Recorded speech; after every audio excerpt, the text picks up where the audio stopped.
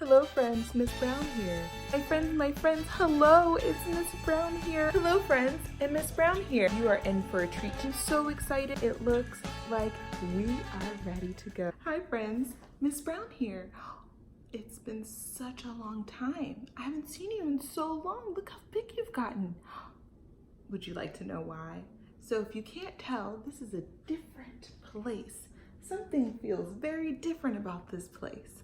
Well, I'm in Florida. Miss Brown moved. I went from this state, New York, right? There's New York. I lived here, and then I came all the way down here to Florida. And I live right here on this little dot in Jacksonville, Florida. So I'll be back in New York very soon. But until then, I'm gonna be doing some reading by the water instead of the fireplace down in Florida. But don't you worry, friends. I have all the best books with me so that I can continue reading the most wonderful stories to you. I picked the most wonderful book from my library just for you today. It's as a welcome back, right? Now, before I tell you that book, let's see who remembers what you should be doing right now. It looks like you're doing it. Yes, turn on those listening ears. We turn them on in order for you to hear everything that Miss Brown is saying. So every single word, you don't miss it. You don't miss any part of the story, because that would stink if Miss Brown reads the whole book and you missed a whole part because you weren't listening. So everyone turn on those listening ears. Excellent. Now we're ready to go. The name of the book that I'm reading today is actually called Bear Has a Story to Tell, and it's written by Philip C. Stead and illustrated by Erin E. Stead. Are you so excited? Look at that bear. What do you think it's going to be about? If it's called Bear Has a Story to Tell, what do you think it's going to be about? I see everyone thinking, well, we have a clue. I think that Bear is going to be trying to tell a story. Let's see. Bear has a story to tell. It was almost winter and Bear was getting sleepy. Who knows why Bear was getting sleepy? Why was Bear getting sleepy? If it was almost winter, who knows? You got it. In the winter, bears hibernate. There are a bunch of different animals that actually hibernate, so that means they sleep all winter long. And so Bear is beginning to get sleepy because he's getting ready for hibernation. Say that word with me. Hibernation. Nice job. But first, so before he goes into that hibernation, but first, Bear had a story to tell. Mouse, would you like to hear a story? Asked Bear with a yawn. I'm so sorry, Bear, said Mouse, but it is almost winter and I have many seeds to gather. Oh, Bear helped Mouse find seeds on the forest floor. He's saving that food. The mouse is gathering that seed in order to save it for the winter when things don't grow. Very smart mouse. When they had finished, Mouse said, "See you soon," and tunneled underground to wait for spring. There he goes, going underground. That was so nice of Bear to help him though, right? Bear took slow, sleepy steps through the forest. Fallen leaves crunched under his feet. "Hello, Duck," said Bear, sitting down to rest his tired legs. "Would you like to hear a story?" "I am sorry, Bear," said Duck, "but it is almost winter and I am getting ready to fly south." Because that is what birds do. In the winter, they fly south when it gets cold. "I will miss you, Duck," said Bear. He raised a paw to check the direction of the wind. "I will miss you too," said Duck, and off he flew. Oh my goodness. I wonder if Bear is ever going to be able to tell his story. What do you think?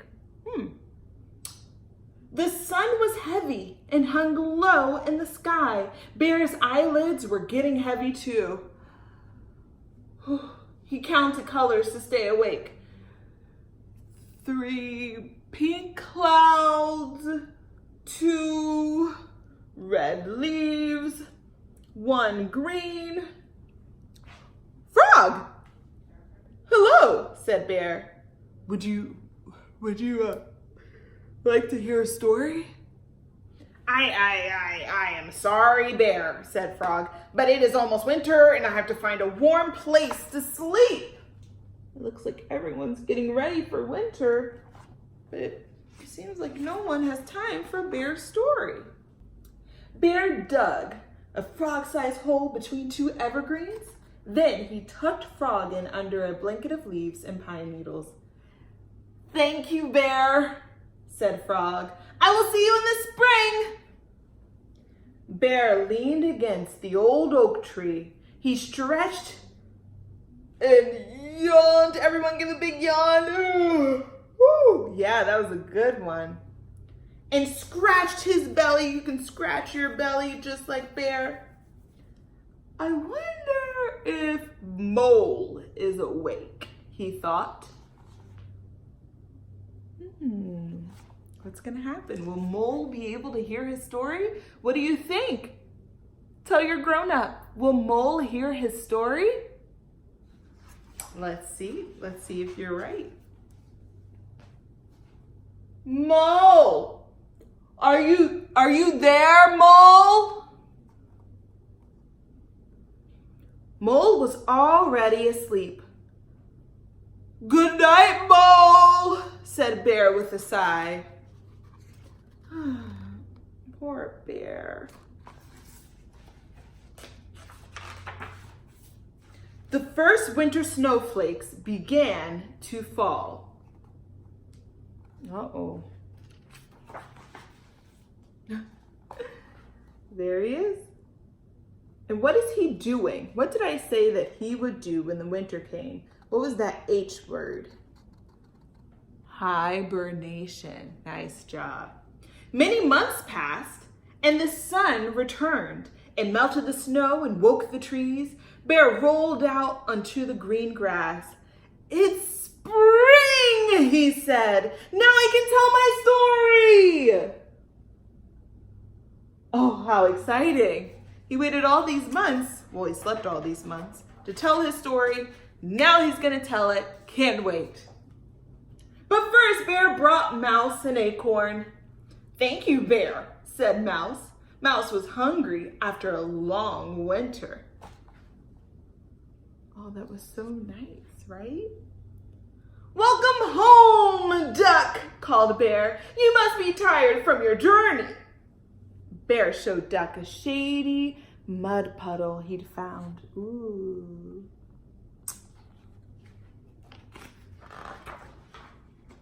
Bear placed Frog in the sunshine till he was warm and awake. Frog opened one eye, and then the other. Good morning, said Bear. Bear, Mouse, Duck, and Frog waited all day for Mole to wake up. Finally, Mole poked his nose out into the moonlight. Mole, said Bear. Would you like to hear a story? Oh my goodness. Here's his chance. Bear gathered his friends. He sat up straight and cleared his throat. He puffed out his chest. Puff out your chest, just like Bear. And with all of his friends listening, I bet they have their listening ears on too. What do you think happened? Let's see. Bear could not remember his story. It was such a good story, he said, hanging his head. But winter is a very long time for a bear to remember. The friends sat together for a quiet minute. Then Mouse said, maybe your story is about a bear. And Duck said, maybe your story is about the busy time just before winter. I think there should be other characters too, suggested Frog. Like a mole, said Mole, and a mouse, and a duck, and a frog. Bear sat up straight again. He cleared his throat, puffed out his chest, and began his story with... It was almost winter, and Bear was getting sleepy. The end.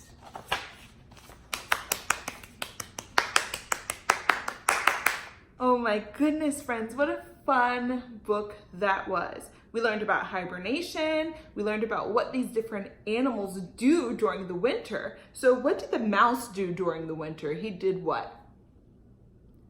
Gathered the seed, well, before winter, gathered the seeds and then went underground so that he could have, his food that he stored up for the winter. Sure. What else? The mole was already asleep, so we already know that the mole hibernates just like the bear, and the bear hibernates, right? Who else are we missing? The duck. What did the duck do during the winter? He went down south. He went somewhere where it was warmer to stick out the winter. And I'm forgetting one more.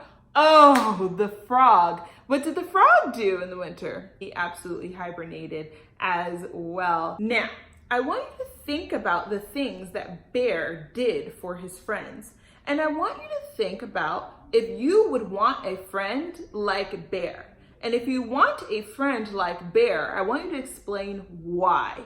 What did Bear do that made you think, Bear was a good friend and I would want to be friends with him? What did he do? Tell your grown-up. Well, my friends, that's all I have for you today in my new Florida situation here. I hope that you have the most amazing day, but more than that, the best day ever. Until next time, Miss Brown over and out. Goodbye, friends.